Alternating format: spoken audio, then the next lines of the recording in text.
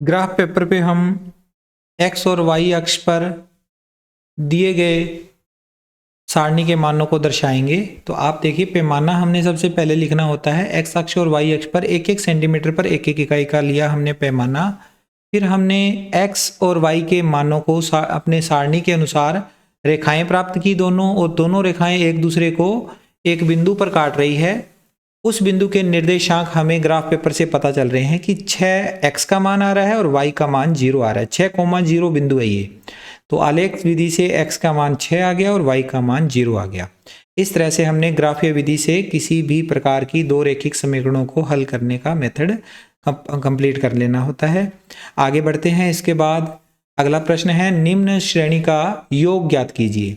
यहाँ जो श्रेणी लिखी हुई है 34 plus 32 plus 30 plus dash dash dash plus 10, इसको देखने पर हमें ये पता चल रहा है कि लगातार दो दो कम होते जा रहे हैं, यानी कि एक समांतर श्रेणी है ये। तो समांतर श्रेणी के रूप में हम इसे लिखेंगे। AP बराबर आ जाएगी हमारे पास AP 34, 32, 30, डैश डैश डैश 10। यहाँ से हमने प्रथम पद निकाला 34, सार्वंतर दूसरा पद 32 में से पहला पद 34 माइनस करेंगे। 32 माइनस 34 बराबर होता है D का मान माइनस का 2। अब हमें इनका योगफल ज्ञात करना है। तो n का मान हमें नहीं दिया हुआ, n की वैल्यू हमें, पदों की संख्या पता नहीं है, लेकिन हमें nवां पद पता है। अंतिम पद जो nवां पद है वो पता है। nवां पद 10 है। इसकी सहायता से हम इसका n का मान कैलकुलेट करेंगे। a plus n minus 1 into D, ये n का nवां पद ज्ञात करने का सूत्र होता है। बराबर में 10 लिख दिया। a का मान 34, n minus 1 as it is, और d का मान -2। सोल्व करेंगे तो 34 और -2 का अंदर गुणा करेंगे n माइनस 1 से, तो माइनस का 2n प्लस 2 बराबर में आ जाएगा 10। माइनस का 2n ये आ गया, और 34 और 2 दोनों प्लस के हैं 36। 10 में से 36 माइनस हो जाएंगे, तो 2n माइनस का बराबर आ जाएगा माइनस के 26। n का मान कैलकुलेट करने पे 13 आ गया। जब n का मान हमने निकाल लिया, अब हम निकाल सकते हैं इसमें n पदों का योग। और n पदों का योग ज्ञात करने के लिए हमारे पास Sn के फार्मूले को हमने काम में लेना है। तो हमारे पास जो फॉर्मूला है वो कौन सा है Sn ज्ञात करने का? 2-3 फॉर्मूले हैं हमारे पास, उनमें से हमें nवां पद दिया हुआ है, तो हम ये वाला फॉर्मूला लगाएंगे। Sn बराबर n/2 a प्लस an, जब हमें nवां पद दिया हो। तो S13 बराबर 13/2 और a का मान 34 और प्लस में nवां पद 10। तो 34 और 10 44, 13/2 गुणा में 44, 44 से 2 कटेगा 22 पे, 13 और 22 का गुणा होता है 286। यानी समांतर श्रेणी के n पदों का योगफल, दी गई समांतर श्रेणी का योगफल आ जाएगा 286। ठीक है, ये प्रश्न हमारा यहाँ कंप्लीट होता है। आगे चलते हैं इसके बाद अगले प्रश्न पे। प्रश्न नेक्स्ट जो है हमें दिया हुआ, कौन सा है प्रश्न इसके बाद? हमें नेक्स्ट प्रश्न में दिया हुआ है, सिद्ध कीजिए कि बिंदु 1,7, 4,2, -1, -1 तथा -4,4 एक वर्ग के शीर्ष हैं। तो इन चारों बिंदुओं को हमने मान लिया A, B, C और D बिंदु। चारों बिंदु एक वर्ग के शीर्ष होंगे। वर्ग की परिभाषा होती है चारों भुजाएं बराबर। तो AB बराबर BC बराबर CD बराबर AD, और विकर्ण भी बराबर होने चाहिए। तो विकर्ण भी बराबर निकालने हैं। अब हमारे पास इनको जांचने के लिए हम दूरी सूत्र का उपयोग करेंगे। दूरी सूत्र, ये फार्मूला हमने लिखना है। फिर हमने AB, BC, CD, DA, AC और BD, ये 6 वैल्यू हमने पता करनी है। तो हमने AB की वैल्यू निकाली, √34 आ गया। जब BC का मान निकाला फार्मूले में रखकर, 34 अंडर का ये भी आ गया। इसके बाद बाकी के मान भी अगर हम निकाल के चेक करेंगे, हमने CD का मान निकाला, वो भी √34 आया। AD का मान भी √34 आया है। चारों भुजाएं तो बराबर हो गई। अब विकर्ण निकाला जब हमने, तो विकर्ण हमने देखा कि पहला विकर्ण √68 आया है AC का मान, दूसरा विकर्ण BD भी √68 आ गया, यानी विकर्ण भी बराबर हो गए। जब दोनों विकर्ण बराबर है, चारों भुजाएं बराबर है, तब हम कह सकते हैं कि ये एक वर्ग है। तो हमने समीकरण बना के लिखी हुई है। हम लिख देंगे समीकरण 1, 2, 3, 4, 5 व 6 से स्पष्ट है कि AB बराबर BC बराबर CD बराबर AD, चारों भुजाएं बराबर, और विकर्ण AC बराबर है विकर्ण AD, AD नहीं, AC बराबर विकर्ण BD। अतः दिए गए बिंदु एक वर्ग के शीर्ष है। इति सिद्धम हो गया ये सवाल। आगे इसके बाद एक नदी के पुल के एक बिंदु से नदी के सम्मुख किनारों के अवनमन कोण क्रमशः 30 डिग्री और 45 डिग्री है। यदि पुल किनारों से 3 मीटर की ऊंचाई पर हो तो नदी की चौड़ाई ज्ञात कीजिए। अवनमन कोण कह लो चाहे उन्नयन कोण कह लो, बात तो वही है कि अवनमन और उन्नयन कोण बराबर होते हैं। ये डायग्राम बनाया है मैंने, ये बीच में बी से लेकर सी तक नदी है और ये पुल है नदी के ऊपर से, और ये नदी के ऊपरी भाग पर बना हुआ स्पाट पुल है। यहाँ पर आप देखिए पुल की ऊंचाई है 3 मीटर, हमने बिल्कुल लंबवत रेखा एक खींची और इस पॉइंट से अगर हम देखें तो दो कोण बन रहे हैं। अवनमन कोण यहाँ बनता है लेकिन मैंने डायरेक्ट नीचे ही बना दिया, अवनमन ये उन्नयन कोण है तो उन्नयन कोण ही बना दिया।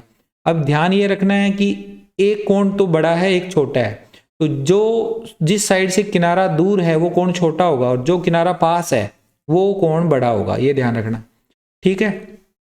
अब हमें नदी की चौड़ाई ज्ञात करनी है, तो हमें बी से सी की दूरी ज्ञात करने के लिए समकोण त्रिभुज ए डी बी में हमें एक भुजा पता है एक कोण पता है, तो हम इसकी सहायता से हम बी डी का मान ज्ञात कर लेंगे। ऐसे ही समकोण त्रिभुज ए डी सी में भी एक भुजा पता है एक कोण पता है, तो यहाँ से हम इस भुजा का मान भी ज्ञात कर लेंगे, दोनों का योग कर देंगे। तो पहले हमने लिखा समकोण त्रिभुज ए डी बी में लंब बटा आधार। अब लंब आधार कर्ण का डिसाइड कैसे होता है ये भी आपको पता होगा। इसके 90 डिग्री के सामने वाला कोण कर्ण होता है, भुजा कर्ण होती है, ये जिस कोण के सापेक्ष बात कर रहे हैं उसके सामने वाली भुजा लंब होती है और ये आधार होती है। हमने इसका उपयोग करके लंब बटा आधार बराबर tan थीटा लिखा, तो लंब हो गया AD बटा BD, आधार का मान हो गया बराबर में tan 45। इसमें हम वैल्यू रखेंगे, AD का मान हमें 3 पता है, 3 बटा BD बराबर 1, तो BD का मान BD का मान 3 आ गया।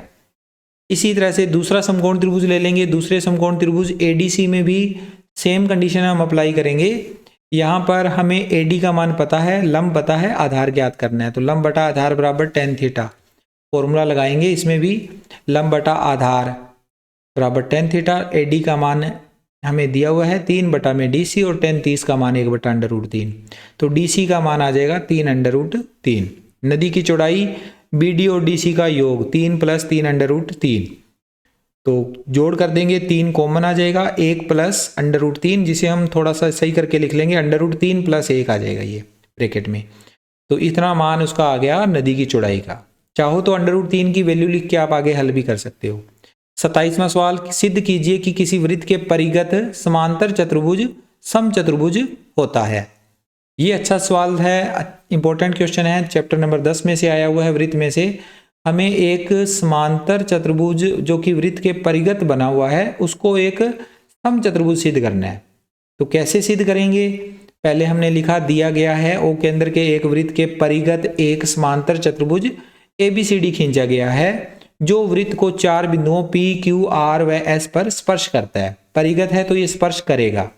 सिद्ध करना है ABCD एक समचतुर्भुज है। ABCD समचतुर्भुज कैसे होगा, ये समांतर चतुर्भुज तो पहले है, अब हमें इसकी चारों भुजाओं को बराबर सिद्ध करना है केवल। AB बराबर BC बराबर CD बराबर AD। अब उपपत्ति में लिखेंगे सबसे पहले ABCD एक समांतर चतुर्भुज है, तो समांतर चतुर्भुज की आमने सामने की भुजाएं बराबर होती है, तो AB बराबर CD और BC बराबर AD, AB बराबर CD और BC बराबर AD। अब हम जानते हैं कि किसी बाह्य बिंदु से खींची गई स्पर्श रेखाएं बराबर होती है। किसी भी बाहरी बिंदु से वृत्त पर 2 स्पर्श रेखाएं खींची जाती है और दोनों ही आपस में बराबर होती है। तो A बिंदु से 2 स्पर्श रेखाएं खींची जा रही है, AP और AS, तो AP और AS बराबर होगा। B बिंदु से BP और BQ 2 स्पर्श रेखाएं हैं, ये भी आपस में बराबर होगी। बस ध्यान ये रखना है, हमने AP बराबर AS लिखा है, तो दूसरा जो BP बराबर BQ लिखना है उसको लिखते टाइम ये ध्यान रखना है कि P जिस तरफ है उसी तरफ P आना चाहिए। ऐसे नहीं कर सकते कि BQ इधर लिख दो और BP इधर लिख दो, एक तरफ ध्यान रखना है इसका, ठीक है। अब आगे अगली बारी में C बिंदु पे देखो, C पे 2 आ रहे हैं, एक तो CQ आ रहा है और एक आ रहा है CR, 2 स्पर्श रेखाएं CQ CR, तो CQ किस साइड आएगी, जिस साइड BQ है इस साइड लिखेंगे और CR अलग साइड होगी। फिर लास्ट में है DR और DS, तो DR CR वाली साइड आएगा। अब ये चारों लिखने के बाद अब आपको आगे सवाल को करना है, चारों का योग करना है। समीकरण 3, 4, 5 और 6 का जोड़ करने पर एक तरफ ये जुड़ जाएगी, दूसरी तरफ बराबर के दूसरे वाले मान जुड़ जाएंगे। तो यहाँ से AP और BP बन जाएगा AB, CR और DR बन जाएगा CD। इसी तरह से AC और AS लिखना था, यहाँ AS और DS बन जाएगा AD और BQ और CQ बन जाएगा BC। तो समीकरण 1 व 2 से AB प्लस समीकरण 1 और 2 से क्या लिखा है कि हमने इसके अंदर मान लिखा है, AB की जगह तो AB लिखा है, CD को भी हम AB लिख सकते हैं, तो AB प्लस AB हो गया और AD BC का मान भी AD होता है। समीकरण 1 और 2 देखो दोबारा आप, मैंने लिखा था कि ABCD एक समांतर चतुर्भुज है, AB CD के बराबर है, BC AD के बराबर है। तो इसी से हमने CD का मान AB लिख दिया और AD का मान और BC का अपने BC का मान है वो भी बराबर कर दिया। तो इस तरह से 2AB बराबर 2AD आ गया, तो AB बराबर AD आ गया। अब पहले तो ये था कि AB BC के बराबर नहीं था और ना ही वो AD के बराबर था, वो CD के बराबर था। अब हमें ये पता लग गया कि AB AD के बराबर भी है और AD BC के बराबर है, तो चारों भुजाएं बराबर हो गई ना। अर्थात हम लिख देंगे AB बराबर BC बराबर CD बराबर AD, अर्थात ABCD एक समचतुर्भुज है। अतः किसी वृत्त के परिगत बना समांतर चतुर्भुज एक समचतुर्भुज होता है। ये सिद्ध हो गया सवाल। इसके बाद अगला प्रश्न, प्रश्न नंबर 28। ऊंचाई 220 सेंटीमीटर और आधार व्यास 24 सेंटीमीटर वाले एक बेलन जिस पर ऊंचाई 60 सेंटीमीटर और त्रिज्या 8 सेंटीमीटर वाला एक अन्य बेलन आरोपित है से लोहे का एक स्तंभ बना है। इस स्तंभ का द्रव्यमान ज्ञात कीजिए। जबकि दिया गया है 1 सेंटीमीटर क्यूब लोहे का द्रव्यमान लगभग 8 ग्राम होता है। पाई का मान 3.14 लेना है। पहले आप इस डायग्राम में देखिए, सबसे पहले ये व्यास दिया हुआ है 24 और ऊंचाई दे रखी है 220 मीटर। ये एक बेलनाकार भाग है और उसके ऊपर एक छोटा बेलनाकार भाग है, इससे ये स्तंभ पूरा निर्माण हुआ है। 60 सेंटीमीटर लिखना था, 60 सेंटीमीटर और 8 सेंटीमीटर इसकी त्रिज्या है। ये ऊंचाई है, ये त्रिज्या है। पहले हम बड़े बेलनाकार स्तंभ की ऊंचाई को अगर देखें तो वो 220 सेंटीमीटर है और व्यास उसका 24 सेंटीमीटर है, तो त्रिज्या आ जाएगी 24/2 अपने 12 सेंटीमीटर। फिर छोटे बेलनाकार स्तंभ की ऊंचाई 60 सेंटीमीटर ऊंचाई और त्रिज्या है 8 सेंटीमीटर। स्तंभ का कुल आयतन, दोनों बेलनाकार भागों का आयतन निकाल लेंगे, बड़े बेलन का आयतन, छोटे बेलन का आयतन। बड़े में हमने बड़ा R और बड़ा H लिखा है और छोटे में छोटा R और छोटा H लिखा है, तो पाई R² plus pi small r into में R² इंटू H, ये आ गया। ठीक है, अब इसके बाद हम इसमें मान रखेंगे। पाई का मान हमने रखना है 3.14 गुणा में R का मान 12 गुणा 12 और गुणा में 220 प्लस 3.14 गुणा R का मान 8 गुणा 8 और गुणा में H 60। इसमें से 3.14 कॉमन आ जाएगा, 12 और 8 में से 4 कॉमन आ जाएगा, फिर अगले 12 और 8 में से भी 4 कॉमन आ जाएगा, 220 और 60 में से 20 कॉमन आ जाएगा। ये सारे मान हमारे कॉमन हैं। इसमें से क्या बचेगा, देखो 3.14 कॉमन चला गया, 12 में से 4 कॉमन है तो 3 बच जाएंगे, इस 12 में से 4 कॉमन है तो 3 बच जाएंगे, 220 में से 20 कॉमन लिया है तो 11 बच जाएगा, प्लस 3.14 कॉमन चला गया, 8 में से 4 कॉमन है 2 बच जाएंगे, 8 में से 4 कॉमन है 2 बच जाएंगे, 60 में से 20 कॉमन लिया हुआ है तो 3 बच जाएगा। तो ये बन जाएगा 3.14 गुणा, इनका गुणा करेंगे तो 320 आएगा। 4 चौके 16, 16 दूना 32, 32 के साथ 0 लग गई 320। और इधर 3 तिये 9, 9 का गुणा 11 से 99 और 2 दूनी 4, 4 तिये 12। 99 और 12 होते हैं 111 और इधर इनका जब गुणा करेंगे तो 1004.80 आएगा। गुणा कर देंगे दोनों का तो ये आ जाएगा 11 15 32.80 सेंटीमीटर क्यूब। अब 1 सेंटीमीटर क्यूब लोहे का द्रव्यमान है 8 ग्राम, तो हमारे पास टोटल कितने सेंटीमीटर क्यूब है, 1,11,532.80 सेंटीमीटर क्यूब लोहे का द्रव्यमान। दोनों का मल्टीप्लाई करेंगे तो ये आंसर आ जाएगा ग्रामों में। हमें ग्रामों में काफ़ी बड़ी मात्रा दिख रही है तो हम इसे किलोग्राम में चेंज कर लेंगे 1000 से भाग देकर। जब 1000 से भाग देंगे तो ये 0.3 अंक इधर आगे खिसक जाएगा, 892.264। आगे वाले अंक हम इसमें छोड़ देंगे, 3 स्थानों तक इसको लिखेंगे, 892.264 किलोग्राम। तो अतः स्तंभ का द्रव्यमान 892.264 किलोग्राम। ओके, ये हमारा इसका आंसर हो गया। आगे इसके बाद हमारा अगला खंड आता है, खंड यह यानी सेक्शन ई, जो कि 2 प्रश्न है उसमें और दोनों ही प्रश्न 5-5 अंक के हैं। पहला प्रश्न है अपने सिद्ध कीजिए, त्रिकोणमिति पर आधारित है। इसमें अथवा दिया हुआ है, दोनों में से हमें कोई एक पार्ट करना है, लेकिन ध्यान ये रखना है या तो ऊपर वाले दोनों करो या नीचे वाले दोनों करो। ऐसे नहीं कर सकते कि एक इसमें से कर लिया और एक इसमें से कर लिया। पहले हमने ऊपर वाले को ही सोल्व करना है। इसमें sine A plus cosec A का whole square plus cos A plus sec A का होल स्क्वायर बराबर हमने प्रूव करना है 7 plus tan square A plus cot square A. इसको हमने एक दूसरे के इक्वल में प्रूव करना है। तो हमने लेफ्ट हैंड साइड को लेकर ये वाली वैल्यू प्राप्त करनी है। तो लेफ्ट हैंड साइड है हमारे पास sine A plus cosec A का whole square plus cos A plus sec A का होल स्क्वायर। ब्रैकेट खोलेंगे, फार्मूला लगाएंगे, ए प्लस बी का whole square, A square plus 2ab plus B square. तो A square यानी sine square A plus 2ab यानी कि 2 sign ए cosec ए और plus में लास्ट में b का स्क्वायर यानी कोसेक स्क्वायर ए। ऐसा ही सेम फार्मूला इस पे लगाएंगे, कोस ए प्लस सेक ए का होल स्क्वायर है तो cos square A plus 2 cos A sec A plus sec square ए। अब यहाँ क्या करना है, साइन स्क्वायर ए और कोस स्क्वायर ए इनको पास पास लिखेंगे और साइन और कोसेक एक दूसरे के उल्टे होते हैं तो इनको हम चेंज करेंगे। और ऐसे ही कोसेक ए और सेक ए ये भी एक दूसरे के उल्टे होते हैं, इनको भी हम चेंज करेंगे और कोसेक और सेक का मान भी हम बदल लेंगे। कैसे बदलेंगे अगले पेज पे आपको पता चलेगा। हमारे पास साइन स्क्वायर ए दिया हुआ था, एक आगे कोस स्क्वायर ए आ रहा था, उसके साथ हमने दोनों को पास पास लिख दिया। प्लस में था 2 साइन ए, इनटू में था कोसेक ए। कोसेक को हम 1 बटा साइन लिख सकते हैं, ये लिख दिया और काट भी दिया साथ के साथ। प्लस में यहाँ था कोसेक स्क्वायर ए, कोसेक को लिख सकते हैं 1 प्लस कोट स्क्वायर ए। सर्वसमीका नंबर तीसरी, 1 प्लस कोट स्क्वायर ए बराबर होता है कोसेक स्क्वायर ए। और प्लस में 2 कोस ए इंटू में सेक ए था, तो सेक ए को लिखा जा सकता है 1 बटा कोस ए। तो कोस ए से कोस ए कैंसल और लास्ट वाला था कोट स्क्वायर ए, सॉरी सेक स्क्वायर ए। सेक स्क्वायर ए को हम लिख सकते हैं 1 प्लस टेन स्क्वायर ए। सर्वसमीका नंबर 2 से 1 प्लस टेन स्क्वायर ए होता है सेक स्क्वायर ए। तो सेक स्क्वायर ए की जगह पर हमने 1 प्लस टेन स्क्वायर ए लिख दिया। अब साइन स्क्वायर ए और कोस स्क्वायर ए दोनों का योग 1 होता है, ये दोनों आपस में कट गए तो 2 का गुणा 1 से करेंगे 2, फिर ये वाला 1 आ गया, फिर कोट स्क्वायर ए आ गया, फिर यहाँ ये दोनों आपस में कट गए तो 2 और 1 का गुणा 2, फिर ये वाला 1 आ गया और लास्ट में टेन स्क्वायर ए आ गया। तो अब काउंटिंग कर लीजिए, 2 और 1 3, 3 और 1 4, 4 2 6 और 1 7, 7 plus tan square A plus में कोट स्क्वायर ए राइट हैंड साइड के बराबर आ गया। अतः हम लिख देंगे LHS बराबर RHS इति सिद्धम। और इसका सेकंड पार्ट जो हमने प्रूव करना था, 1 प्लस सेक ए बटा सेक ए बराबर साइन स्क्वायर ए बटा 1 माइनस कोस ए के बराबर प्रूव करना था।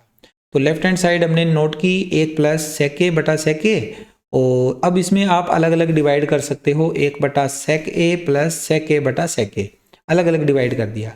1 बटा सेक होता है कोस ए और सेक ए और सेक ए का डिवाइड करेंगे तो सेम वैल्यू है, कट जाएगी, 1 आ जाएगा इसका आंसर। कोस ए प्लस 1 को हम लिख सकते हैं 1 प्लस कोस ए, आगे पीछे करके लिख दिया। जोड़ में हम आगे पीछे कर सकते हैं, कोई दिक्कत नहीं आने वाली। इसके बाद ये यहाँ पर फिनिश हो गया। अब हम इसकी राइट हैंड साइड ले लेंगे जो कि हमें दे रखी है साइन स्क्वायर ए बटा 1 माइनस कोस ए। अब साइन स्क्वायर ए हमें नहीं चाहिए, तो साइन स्क्वायर ए की वैल्यू क्या होती है, सर्वसमीका नंबर 1 से sign square A plus cos square ए एक होता है, तो साइन स्क्वायर ए का मान आ जाएगा 1 माइनस कोस स्क्वायर ए। तो साइन स्क्वायर ए को रिप्लेस करके 1 माइनस कोस स्क्वायर ए लिख दिया। और यहाँ एक फॉर्मूला बन रहा है ए स्क्वायर माइनस बी स्क्वायर, तो इसको एक बार प्लस में लिखो, एक बार माइनस में लिखो। माइनस वाली वैल्यू कट जाएगी तो बच जाएगा हमारे पास 1 प्लस कोस ए, और 1 प्लस कोस ए ही हमने लेफ्ट हैंड साइड में हल किया था, इसलिए हमें LHS और RHS बराबर मिल गए, हमारा सवाल सिद्ध हो गया। ठीक है। अब वार्षिक अर्धवार्षिक परीक्षा पत्र जो था हमारे पास, उसका अंतिम प्रश्न, निम्न बंटन का माध्यक व बहुलक ज्ञात कीजिए। ये बंटन दिया हुआ है और इसके अथवा में निम्नलिखित आंकड़ों का माध्यक 525 है, यदि बारंबारताओं का योग 100 है तो x व y का मान ज्ञात कीजिए। ये हमें सारणी दे रखी है, अथवा में है दोनों प्रश्न, तो हम ऊपर वाला ही हल कर लेंगे, ज़्यादा मुश्किल नहीं है। अज्ञात पद ज्ञात करना थोड़ा सा अलग सा होता है क्वेश्चन, माध्यक ज्ञात करना बिल्कुल आसान है। हमें वर्ग अंतराल दिए हुए थे, परिवारों की संख्या दे रखी थी, संचयी बारंबारता हमने ज्ञात कर ली, n का मान 30 आया, तो 30 का हाफ कर लिया n/2 निकालने के लिए 15, और 15 से ठीक बड़ी CF यानी संचयी बारंबारता हमें मिली 19। 19 के संगत वर्ग अंतराल जो है 55 से 60 वो हमारा माध्यक वर्ग अंतराल होगा, और हम यहाँ से निकालेंगे CF बराबर इस 19 से जस्ट ऊपर 13, F का मान होगा इसी के अंदर से 6, और L का मान होगा बहुलक माध्यक वर्ग अंतराल की छोटी सीमा निम्न सीमा, H का मान होगा इन दोनों का अंतर, जो यहाँ पर गलती से 10 लिखा गया है, तो इसका आंसर थोड़ा सा चेंज करना पड़ेगा अपने को। क्वेश्चन में हमने इसके यहाँ पर 5 लिखना है, ठीक है, तो यहाँ 5 आएगा, यहाँ पर भी 5 आएगा, और ये सारे मान यहाँ पर चेंज होंगे। करेक्शन कर देते हैं अपने, H का मान यहाँ 5 लिखेंगे, ठीक है, H का मान 5, 55 से 60 है तो 5 का अंतर है, तो यहाँ 15 में से 13 घटाए 2, 2 में 5 का भाग दिया, तो हमारे पास 10/6 बन गया, और 10/6 में अगर हम करेंगे इसको डिवाइड तो 1 दशमलव कितना आएगा 66 आएगा, 1.66 यानी कि 55 और 1 56, 56.66 इसका आंसर होगा, ठीक है। ये करेक्शन थी थोड़ी सी, आपको अच्छे से समझ में आ गई होगी अब तो। अब इसका बहुलक वाला पार्ट देखिए, बहुलक में हमें ज़्यादा कुछ करना नहीं होता, जो सारणी दे रखी होती है उसी सारणी को एज इट इज़ लिखना होता है, और सबसे बड़ी बारंबारता इसमें हमने देखी 8 है, तो उसके अनुसार हमने बहुलक वर्ग अंतराल 50 से 55 निकाल लिया, ये F0 हो जाएगा, ये F1 हो जाएगा, ये F2 हो जाएगा, ये मान हमने लिख के फॉर्मूले में मान रखे। फॉर्मूला जब हम सॉल्व करेंगे तो L का मान 50 है, प्लस में F1 का मान 8 है, फिर माइनस में F0 का मान 3 है, और बटा में 2F1 यानी 2 × 8 16, माइनस F0 का मान 3 और F2 का मान 6, मान रख के इसे हल करेंगे तो 8 में से 3 घटा दिए 5, 5 का 5 से गुणा 25, नीचे 16 में से 3 और 6 9 घटा देंगे तो 16 - 9 7 होता है, 25 में 7 का भाग दिया 3.57, तो 50 में 3.57 जोड़ेंगे तो 53 कितना आया 57 आंसर आ गया। तो इस तरह से हमने अर्धवार्षिक परीक्षा पत्र का पूरा पेपर सॉल्व कर लिया। आई होप आपको पूरा वीडियो अच्छे से समझ में आया है। वीडियो अच्छी लगी तो इसे लाइक और शेयर करना न भूलिएगा। मैं मिलता हूँ आपसे नेक्स्ट वीडियो में। Take care, bye bye.